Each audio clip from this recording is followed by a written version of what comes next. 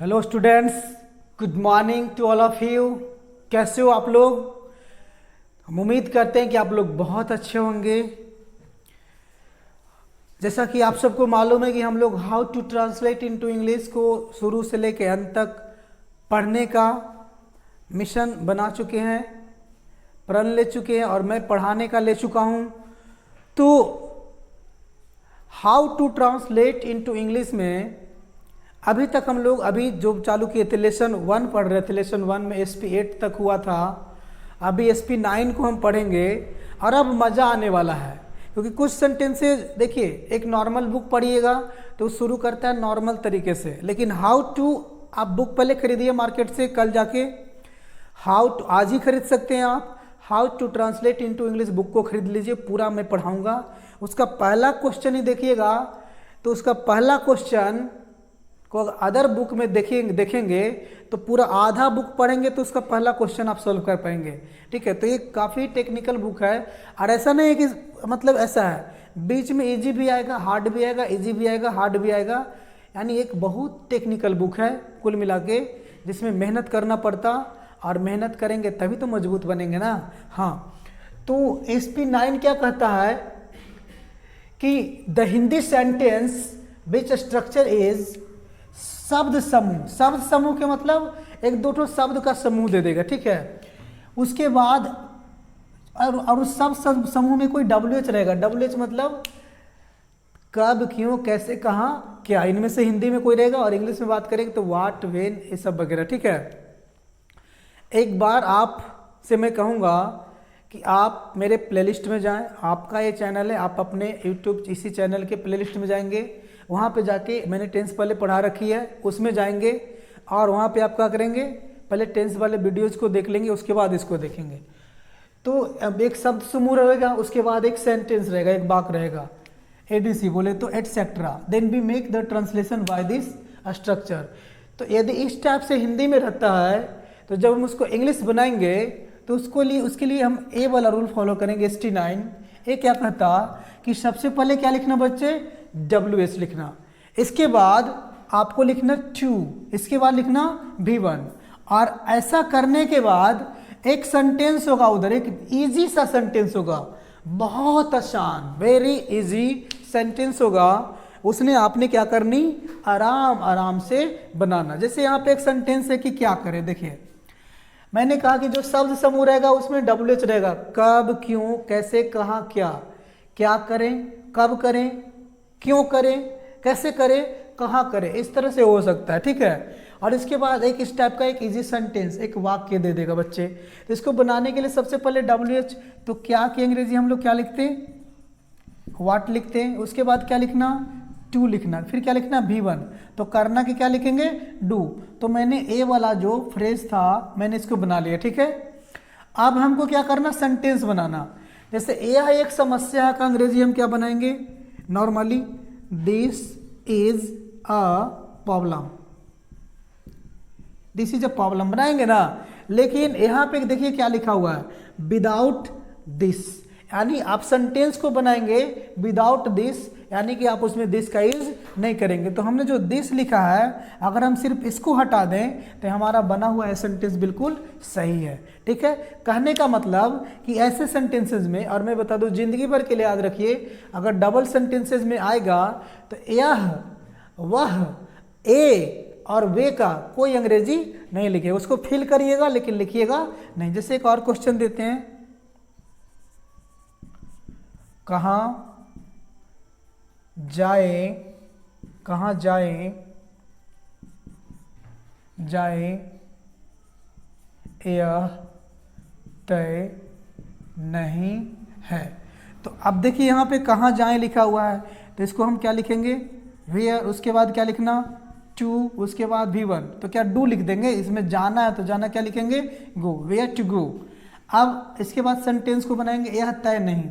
तो नॉर्मली हम लोग क्या बनाते हैं, this is not decided, this is not decided.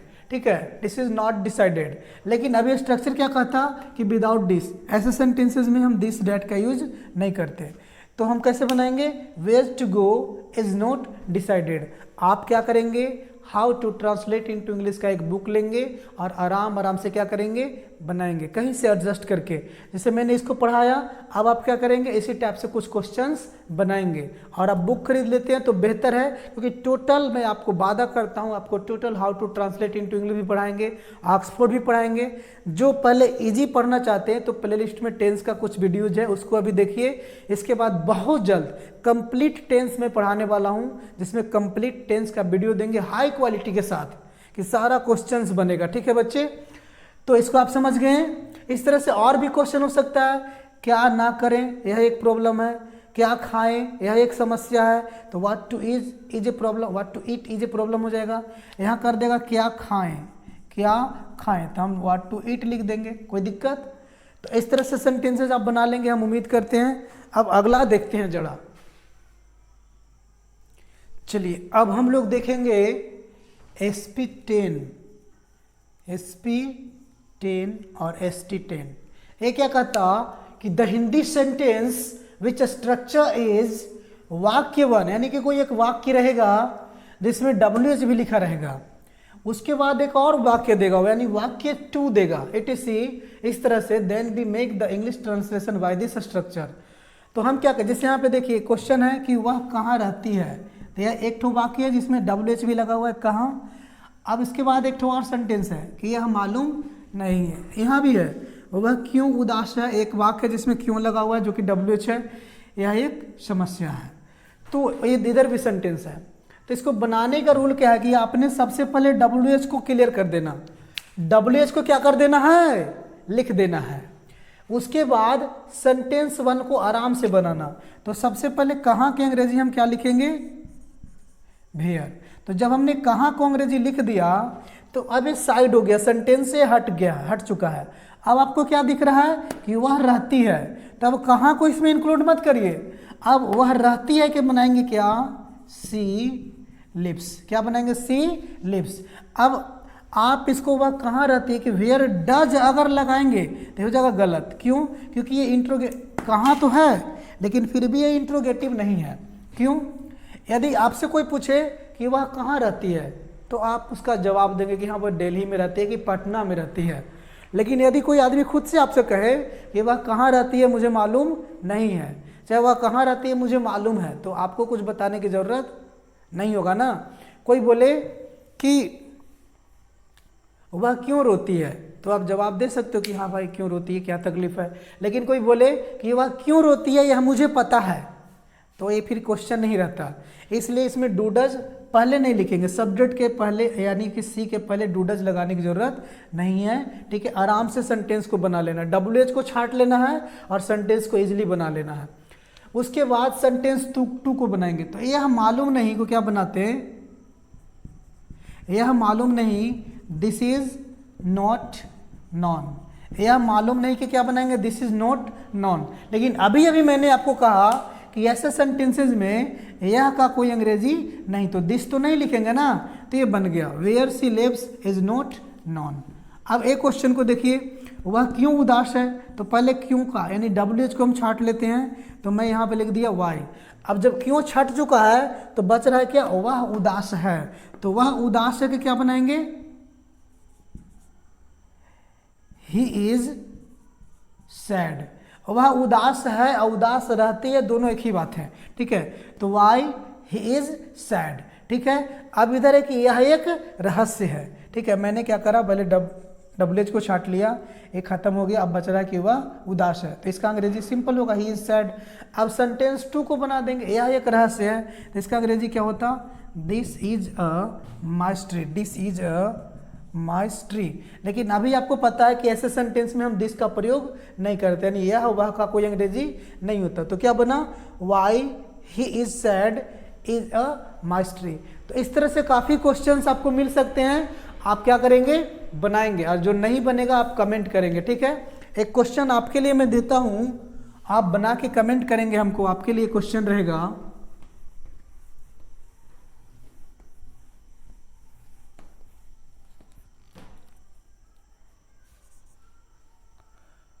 वह क्या करती है मुझे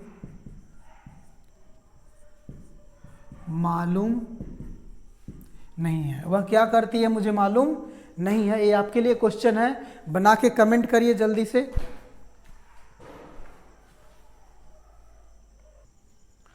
तो अब थोड़ा सा एक क्वेश्चन, दो और क्वेश्चन है, थोड़ा सा मैं बता दूं। देखिए यहाँ पे एक सेंटेंस है, ठीक है, यानी वाक्य 1 है, और यहाँ पे भी एक वाक्य है, यानी वाक्य 1 और वाक्य 2। यहाँ पे भी एक वाक्य है, और पृथ्वी चपटी नहीं है, यह सबको मालूम है। यहाँ पे भी एक वाक्य है। तो यहाँ पे हमने क्या देखा, एक चीज़ क्या दिखाई दे रहा है कि इस सेंटेंस से WH गायब है। तो मैं कहूँगा क्या कि आप पहले स्टार दे के लिख लेंगे कि WH न रहे, WH न रहे। यदि 2 सेंटेंस रहे, यदि कितने सेंटेंस रहे, 2, ठीक है। इसको मैं ऐसे क्यों बता रहा हूँ, मैं बाद में बताऊँगा। यहाँ पे कॉम्प्लिकेटिव हो जाए जब मैं बात करूँगा clause, subordinate clause, principal clause, तो हो सकता है कुछ कमज़ोर बच्चे को समझने में प्रॉब्लम है। इसलिए मैंने अपना तकनीक से इसको बना रखा है और ऐसे पढ़ा रहा हूँ, ठीक है। तो यदि सेंटेंस डबल हो और उसमें WH न रहे तो शुरू में क्या लिखना है, डैट लिखना है। शुरू में ही डैट लिखना है, बिना मतलब के डैट। और अगर डैट नहीं लिखेंगे तो क्या हो जाएगा, गलत। तो मैं गरीब हूँ, इसमें WH नहीं ना है, कब, क्यों, कैसे, कहाँ, क्या नहीं है, तो हमको शुरू में क्या लिखना होगा, डैट। क्यों डैट लिखना होगा, क्योंकि 2 सेंटेंस है। अब हम सेंटेंस 1 को बनाएंगे एकदम आराम से। तो मैं गरीब हूँ को क्या लिखेंगे, आई एम पुअर। अगर जनरली सिर्फ इतना ही क्वेश्चन होता कि मैं गरीब हूँ तो क्या बनाते, आई एम पुअर, लेकिन उधर भी सेंटेंस है ना, तो मैं गरीब हूँ यह सबको मालूम है, तो इसको क्या बनाएंगे, डेट आई एम पुअर। अब इसके बाद यह सबको मालूम है कि क्या बनाते, this is known to all. लेकिन अब इसमें दिस लिखने की जरूरत नहीं, क्योंकि यह वह का नहीं लिखेंगे। सेम चीज इसमें भी WH नहीं है, इसलिए शुरू में क्या लिखना होगा, the earth is round, the earth is flat. चपटी नहीं है, the earth is not flat. पृथ्वी चपटी नहीं है, the earth is not flat. यह सबको मालूम है, सीधे लिखेंगे इज नॉन टू ऑल। तो इस तरह से काफ़ी सारे क्वेश्चंस और होंगे आपके बुक में, आप आराम से बनाएंगे, कोई तकलीफ नहीं है बच्चे, हाई क्वालिटी तक लेके जाएंगे पूरा। तो अब हम लोग देखेंगे SP11। ये क्या कहता, बहुत इंपॉर्टेंट है। The Hindi sentence which structure is जो प्लस वाक्य, यानी कि शुरू में जो रहेगा उसके बाद एक सेंटेंस दे देगा और फिर एक और सेंटेंस देगा। तो इसको बनाने के लिए क्या करना है कि सबसे पहले आपको लिखना है द, उसके बाद एक नाउन होगा सेंटेंस में, उस नाउन को लिख देना, उसके बाद क्या लगा देना, हु, और फिर सेंटेंस में वर्ब लिख के क्लियर कर देना उसको। कहने का मेरा मतलब ये है कि सेंटेंस 1 को बनाना, सेंटेंस 1 को बनाना, लेकिन सेंटेंस 1 में एक नाउन होगा। जैसे यहाँ क्वेश्चन देखिए, जो लिखा हुआ है ना, उसके बाद लड़का यहाँ है, तो लड़का यहाँ है, तो इसको बनाएंगे आराम से। उसके बाद एक सेंटेंस ये है, तो ये कहता है कि पहले द लिखो, तो पहले हमने लिखा द, उसके बाद नाउन, तो नाउन कौन है, लड़का, तो लड़का क्या लिखेंगे, बॉय। उसके बाद क्या बोल रहा है, हु, क्या बोल रहा है, हु। इसके बाद क्या, वर्ब, तो यहाँ है हु इज हेयर। अब मैं क्या कहता हूँ अपने स्टाइल में, एकदम इजी वे में, कि पहले आप जो को छोड़ दीजिए और सेंटेंस को बना दीजिए। तो लड़का यहाँ है कि अंग्रेजी को लिखेंगे द बॉय इज हेयर, यही बनाएंगे ना। तो जैसे सेंटेंस को मैंने बनाया वैसे बना लेना, लेकिन जो नाउन होगा सब्जेक्ट, यानी कि जो हम सब्जेक्ट लिखेंगे, सब्जेक्ट, उसके बाद क्या लगाना, हु लगाना। तो जो बॉय सब्जेक्ट है इसके बाद क्या लगा देना, who. The boy who is here, वह मेरा भाई है, तो वह मेरा भाई क्या बनाएंगे, he is my brother, my brother. लेकिन मैं बार बार कह रहा हूं कि यह और वह का कोई अंग्रेजी नहीं होगा इसमें, तो ही लिखने की जरूरत नहीं है। The boy who is here is my brother. इसी प्रकार से हम इसको बनाइए। तो आप, मैं पहले बता दूं, जो परिश्रम करता है, यहाँ पे जो मैं लड़का लिख देता हूं, जो लड़का परिश्रम करता है वह सफलता पाता है। तो अगर हम जो छोड़ दें और खाली बनाए कि लड़का परिश्रम करता है, ठीक है, तो क्या बनाएंगे, द बॉय, लड़का परिश्रम करता है द बॉय, और परिश्रम करना के क्या, वर्क्स हार्ड। अब हार्ड वर्क नहीं लिखेंगे, क्यों, क्योंकि सब्जेक्ट को वर्ब चाहिए होता है। अब वर्ब क्या है, वर्क, हार्ड माने होता है कड़ा, वर्क माने काम करना, परिश्रम करना, तो पहले वर्ब को लिखेंगे उसके बाद हार्ड को लिखेंगे, ठीक है। लेकिन मैंने क्या कहा कि सब्जेक्ट के बाद क्या लिखना होता, हु लिखना होता। इसका कॉन्सेप्ट हम आगे बताएंगे, ग्रामर वाले वीडियोज में बताते चल रहे हैं, आप उसको भी देखिए। अब बचा कि वह सजा पाता है, तो वह का क्या लिखेंगे, he gets punishment, gets punishment. लेकिन अब ही नहीं लिखेंगे क्योंकि वह की अंग्रेजी चाहिए नहीं, तो the boy who works hard get punishment. तो आप इस तरह से सेंटेंसेस बनाएंगे, ठीक है। एक क्वेश्चन मैं अपने तरफ से देता हूं आपको, इसको कमेंट करेंगे आप बना के।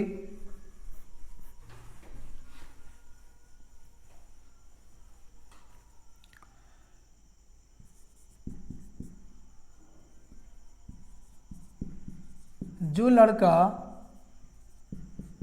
वहां खड़ा है वह मेरा भाई है। आपके लिए क्वेश्चन है, इसको कमेंट करेंगे आप, ठीक है। चलिए ध्यान दीजिए, क्वेश्चन यहाँ पे है कि जो कठिन परिश्रम करता है वह सफलता पाता है। ध्यान से देखेंगे इस क्वेश्चन को, सेंटेंस 1 और सेंटेंस 2। यहाँ पे एक फर्क है कि यहाँ पे जो कठिन परिश्रम करता है, इसमें नाउन है ही नहीं, सब्जेक्ट है ही नहीं। तो क्या करना, आप स्टार दे के लिख सकते हो कि यदि नाउन ना रहे, नाउन ना रहे यानी कि कोई सब्जेक्ट ना रहे, कहने का मतलब कोई सब्जेक्ट ना रहे, सब्जेक्ट गायब है, मतलब कोई भी कह रहा है, जो लड़का लड़की नहीं कोई भी हो, ठीक है। तो सब्जेक्ट ना रहे तो ध्यान देंगे, सिंगुलर रहने पर, सब्जेक्ट ना रहे और सिंगुलर की बात करते हैं, जैसे कह रहा है कि जो कठिन परिश्रम करता है, तो ये सिंगुलर की बात कर रहा है। अगर कहता कि जो कठिन परिश्रम करते हैं वे सफलता पाते हैं, तो ये प्लुरल की बात करता। तो यदि सिंगुलर की बात करेगा तो आप शुरू में 1 लिखेंगे, क्या लिखेंगे, 1 लिखेंगे, शुरू में क्या लिखेंगे, 1 लिखेंगे। यदि प्लुरल की बात करेगा, प्लुरल की बात करेगा तो दोज लिखेंगे, क्या लिखेंगे, दोज, ठीक है। एक बार मैं फिर से समझा दूं, यदि सिंगुलर रहेगा तो आप शुरू में 1 लिखेंगे, प्लुरल रहेगा तो शुरू में आप दोज लिखेंगे सब्जेक्ट के रूप में, ठीक है। बाकी जैसे बना रहे थे वैसे। जैसे मैं बात करूं कि जो कठिन परिश्रम करता है, तो बात तो कर रहा है कठिन परिश्रम करने की, एक की बात कर रहा है, तो हमको शुरू में क्या लिखना होगा, 1, तो लिखेंगे 1, जो कठिन परिश्रम करता है, तो 1 क्या, वर्क्स हार्ड। लेकिन आपको सब्जेक्ट के बाद क्या लगाना था, हु, तो 1 हु वर्क्स हार्ड, ऐसे बनाएंगे, ठीक है। मैं सिर्फ क्या कह रहा हूं कि जब नाउन न रहे तो नाउन के जगह पे क्या लिखेंगे, 1, या तो क्या लिखेंगे, दोज। तो अब कंडीशन है कि सिंगुलर रहेगा तो 1 लिखेंगे और प्लुरल रहेगा तो दोज लिखेंगे, और वह सफलता पाता है, क्या बना देंगे, गेट्स सक्सेस,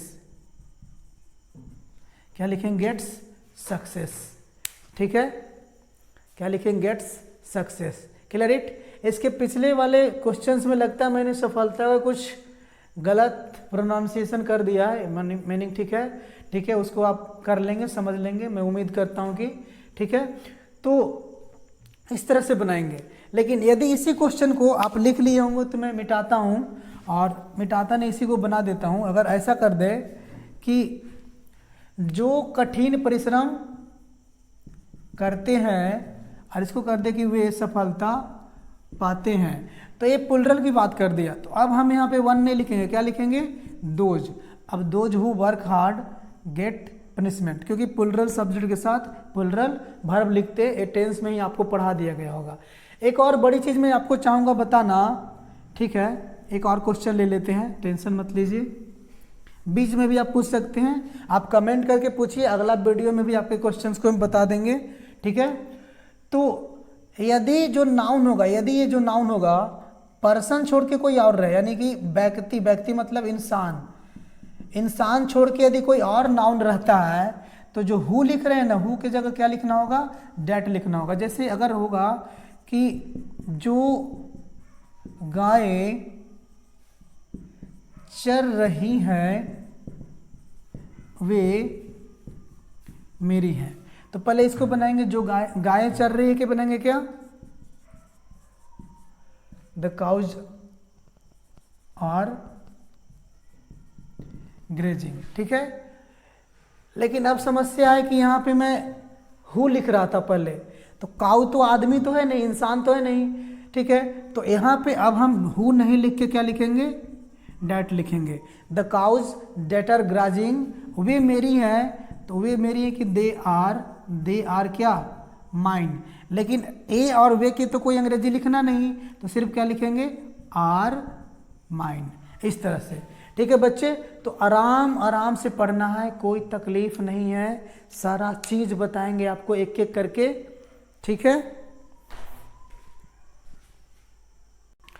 तो यहाँ पे हम लोग लेसन फर्स्ट समाप्त कर चुके, ठीक है, और लेसन 3 भी चालू है, लेसन 2 छूटा हुआ उसको भी मैं बता देता हूँ अगले क्लास में, ठीक है। मैं एक बार फिर से आपको सभी को बता देना चाहूँगा आपको, ठीक है, कि आप के इस YouTube चैनल पे how to translate into English जो बुक है उसका शुरू से लेके अंतिम तक इस पे पढ़ाया जाने वाला है। आप बुक खरीद सकते हैं और शुरू से अंत तक पढ़ सकते हैं। जो बच्चे को प्रॉब्लम होता है बेसिक में, तो पहले वो मेरे टेंस वाले, ठीक है, जाएंगे आप प्लेलिस्ट में, वहाँ पे आपको टेंस मिलेगा, टेंस वाले वीडियोस को आराम से देख लेंगे, सारा मैटर समझ में आ जाएगा। और वैसे एक नया टेंस का मैं आपको क्लास देने वाला हूँ, जो परफेक्ट और कंप्लीट टेंस का क्लास होगा, क्योंकि इससे पहले जो प्लेलिस्ट में आपको मिलेगा कंप्लीट नहीं है, लेकिन फिर भी उतना देखने के बाद काफ़ी कुछ चीज़ें समझ में आपको आएगा और आप हाउ टू को समझ पाओगे, ठीक है। और ऐसे भी जो नहीं भी पढ़ेंगे तो भी मैं डायरेक्ट हाउ टू को इस तरह से पढ़ा रहा हूँ कि जो नहीं भी पढ़े उसको भी समझ में आएगा, ठीक है। तो आज की क्लास में इतना ही, फिर मिलेंगे आपसे अगले क्लास में, तब तक के लिए बाय बाय।